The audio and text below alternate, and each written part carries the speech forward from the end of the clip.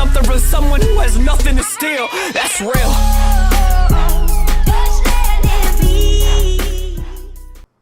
Hey, what is up guys? Welcome to another Buil-A-Champ workshop, and obviously if you're looking at this video you already know who we're going to cover today, and that is Thoth. Now in this Buil-A-Champ it's going to be actually a little bit more cut than the last one to try to more explain how Thoth works and what you should actually be using on Thoth to kind of maximize his utility potential. Now on this Thoth, I've already actually stacked his passive and de-leveled just for the sake of less cutting and less work for me.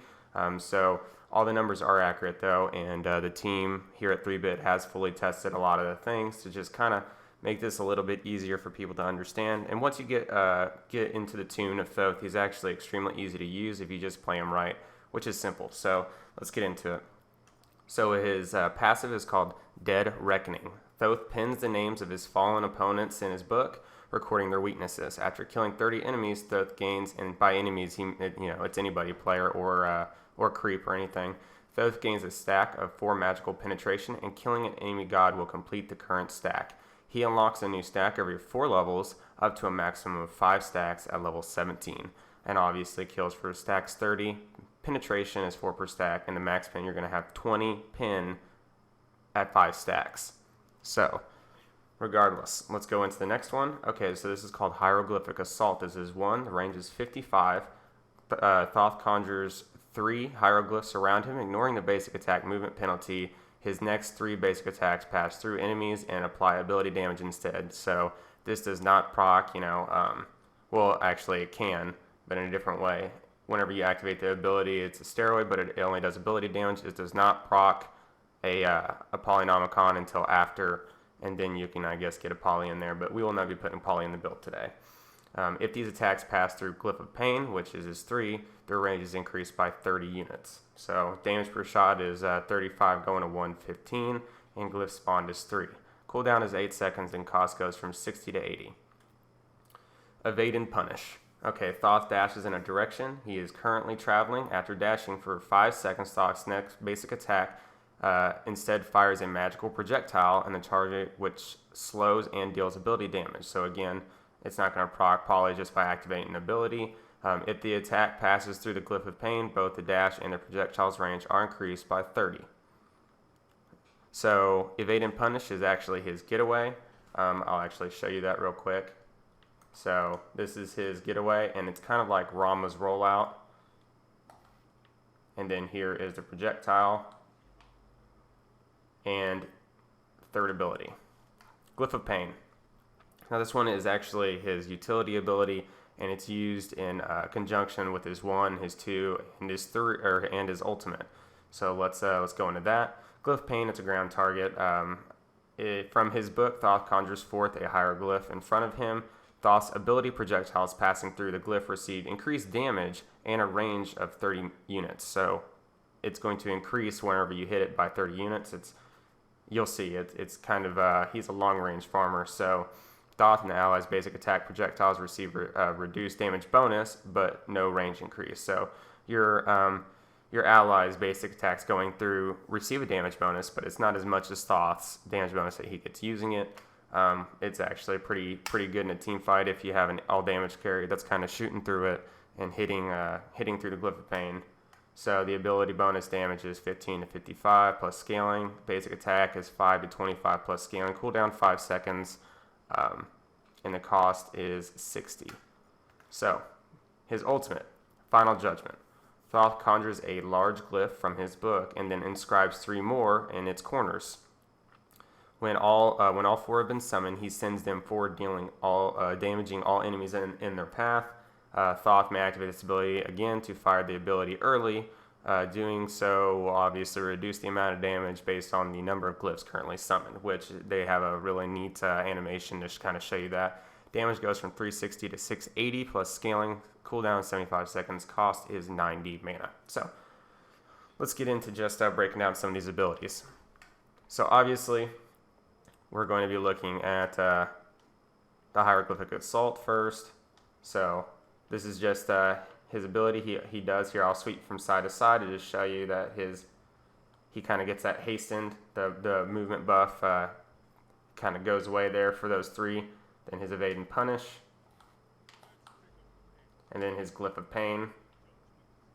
And obviously we'll show the range increase is ridiculous. Okay. Let's go, and I'll just show you the raw damage real quick of the ultimate. Here, we'll dash there. How's that? That is a long dash, by the way. Okay, so you see the glyphs going, and then ridiculous, especially for an early ult. All right, so let's just leave him alone for now. We don't need any of his shit right now. So let's roll out and let's look at some breakdowns real quick. All right, so Hieroglyphic Assault is obviously the basic. The ability buff, that's fine, that's cool. Evade and Punish, I actually will start leaving like maybe some tidbits of information here, maybe some clips. Evade and Punish is actually something that I see a lot of people jumping in with Thoth as trying to secure the kill in a team fight. That is a horrible idea. He, in the next patch for Xbox, will be getting a reduction on how long his cooldown is. I think it goes from 18 seconds to 12 seconds, respectively. I would only ever use the Evade and Punish if it really is just you in a lane, or you really know you can get the kill and get out, and just securing that 10 HP guy. I tried to stay back as much as Thoth, which is kind of how he's meant to be played. With all of his range increases and damage increases through his Glyph of Pain, he can kind of farm at a safe distance, and he can really, at the end of the game, put out enough damage to wipe some squishies off the face of the planet. He's really, really good for that. Try, just like I said, I'll put a clip in here to both securing the kill at a safe distance or getting your ass beat by using Evade and Punish in the wrong stance. Just the instances, I understand it's going to take some experience to make sure that you know what you're doing with him, but just try to stay away from that mistake of putting yourself into a dangerous situation. That's something that you probably could have secured later, or just at least they're going to have to back, So next, make sure you're obviously shooting through the Glyph of Pain. It's only a 16 mana cost, which is respectively, once you get up leveled, is absolutely nothing to use, and it's extremely useful. So, and that's for all the team, and it's just part of your kit. You have to be using it. It's kind of his bread and butter. So now that we've gone through that little bit, let's talk about his ultimate. Now, just in my opinion, his ultimate is actually used for a multitude of things. Securing a kill, it's 100 units, and if put through his Glyph of Pain, it's 130 that you can potentially get out of it. Good for securing kills, and also, in my opinion, extremely good for killing objectives, just stealing objectives like maybe Fire Giant or Gold Fury, or if you're in a joust, just taking Bull Demon right out from under somebody, because it does quite a bit of damage. He has pin and power behind it. It does a metric fuck ton. I'll show you here in a minute. So, going forward, let's get into just a build set that we're going to be using for Thoth today. This is just the build that I use. It's by no means a pro build, but it's a build that I've found to be quite viable. So let's see. I'm going to get Soulstone, and then let's work our way up here. So I'm going to be getting Pin Boots. In my opinion, especially in Conquest and stuff, there's no reason not to get Pin Boots. I've seen some people from here go and get plenty of different things like Doom Orb and everything else, but we're just going to play it safe, especially since this is a beginner guide, and we're going to get Book of Thoth, and then I've seen people get, I think, Obsidian Shard and whatever else after this, but to be honest, it really doesn't make much of a big difference to get it, so I'm not actually going to get Obsidian Shard, because once the game starts rolling out and team fights start happening, you're going to have enough pin with your Pin Boots, and with your passive that it really shouldn't be a big deal. So we're actually going to get Chronos Pendant to try to help out for now with his dash and his ultimate. And then after that, we're going to walk on over to Rata-Tahuti, bread and butter of magical damage, period. And then after that, I would say I'm going to end with a band cross just for the 100 power and the magical lifesteal, and then you gain additional magic power scaled for missing health. This caps at 100 power at 25% health, so it really might help you get your ass saved very seldomly. I mean, it's just going to be good for, obviously you have the magical power, and the lifesteal is going to help, and then the passive just is icing on the cake. So then for actives, as always, you'll see me use a multitude of different actives.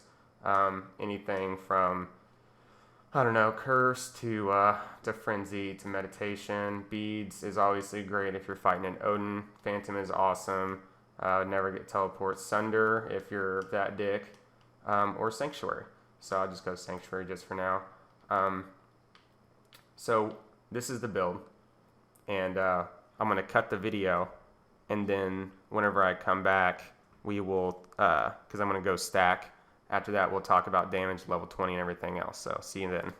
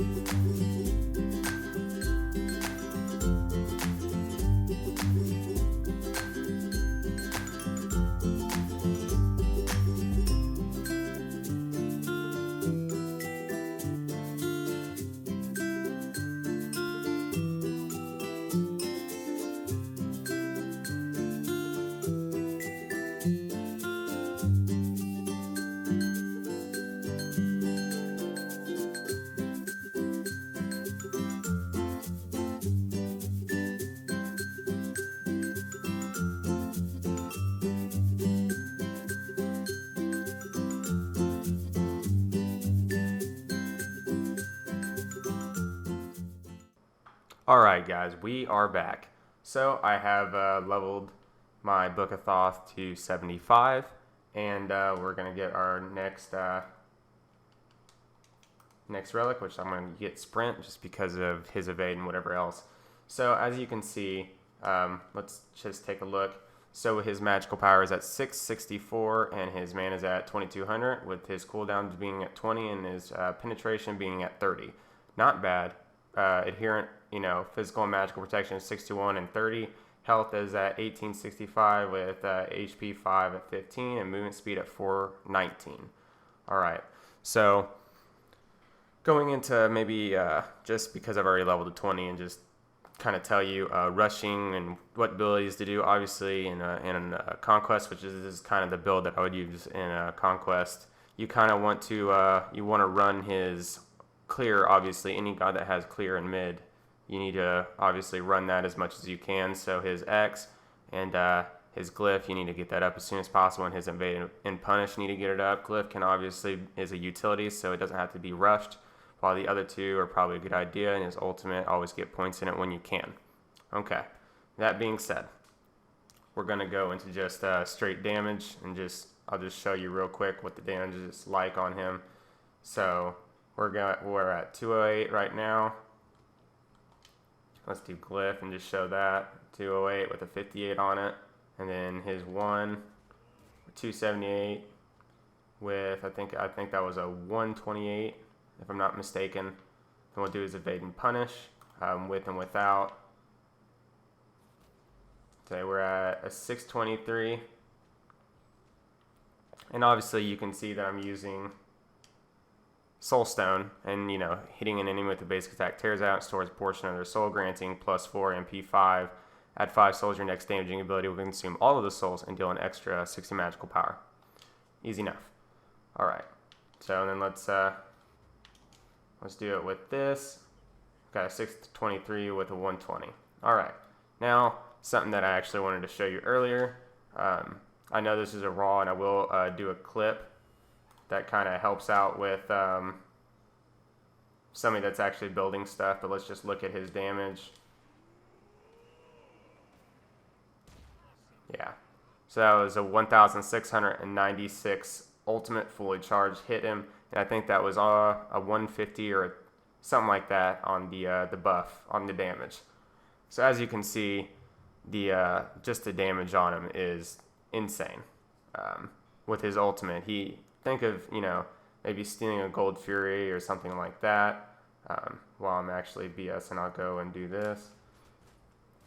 But I mean, the Gold Fury really doesn't even have that much health to begin with, so you could probably snatch that Gold Fury at a fairly low level, just a level 20, just because he has that. But level 17 is when he maxes his pin stacks out. So I would see that you would do it fairly quickly. Obviously, I can already hit the Fire Giant right here, and all I do is I just keep putting my glyph up, and I can just smack down on him. Okay, so what is he at right now?